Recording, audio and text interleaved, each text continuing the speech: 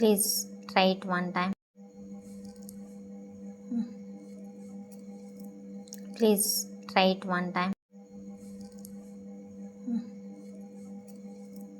Please try it one time.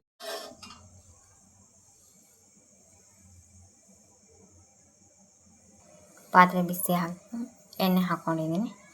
ನಂತರ ಈಗ ಸಾಸಿವೆ ಜೀರಿಗೆ ಬೇಕಂದರೆ ಹಾಕ್ಕೋಬೋದು, ನಾನು ಹಾಕ್ಕೊಂಡಿಲ್ಲ. ಗ್ರೀನ್ ಚಿಲ್ಲಿ, ಸಾಸಿವೆ,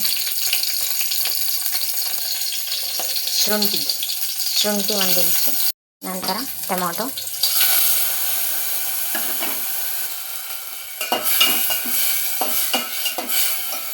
ಓಕೆ. ನೆಕ್ಸ್ಟ್ ರುಚಿಗೆ ತಕ್ಕಷ್ಟು ಹಳ್ಳುಪ್ಪು. ಸ್ವಲ್ಪ ಮೆತ್ತಗೆ ಹಾಕಬೇಕಿದೆಲ್ಲ, ಟೊಮೊಟೊ ಎಲ್ಲ ಮೆತ್ತಗೆ ಹಾಕಿ. ನಂತರ ಚೂರು ಅರಿಶಿನ ಪುಡಿ, ಸ್ವಲ್ಪ ಬೆಣ್ಣೆ,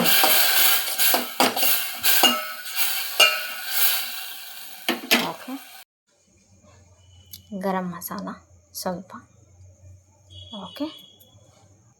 ಸ್ವಲ್ಪ ಧನಿಯಾ ಪುಡಿ, ಸ್ವಲ್ಪ ಸಾಕು ಧನಿಯಾ ಪುಡಿನ,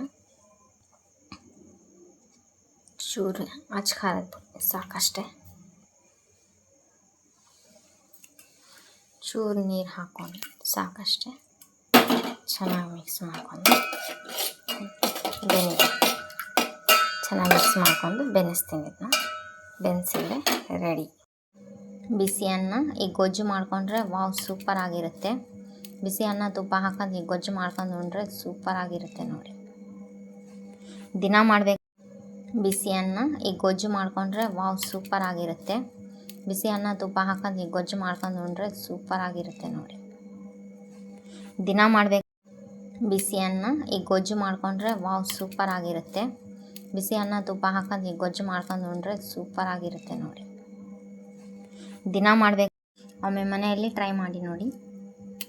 very simple and easy. Just ಒಂದು 3 ಮಿನಿಟ್ಸಲ್ಲಿ ಮಾಡ್ಕೋಬೋದು.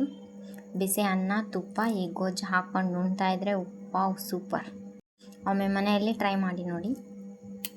Very simple and easy. Just ಒಂದು 3 ಮಿನಿಟ್ಸಲ್ಲಿ ಮಾಡ್ಕೋಬೋದು.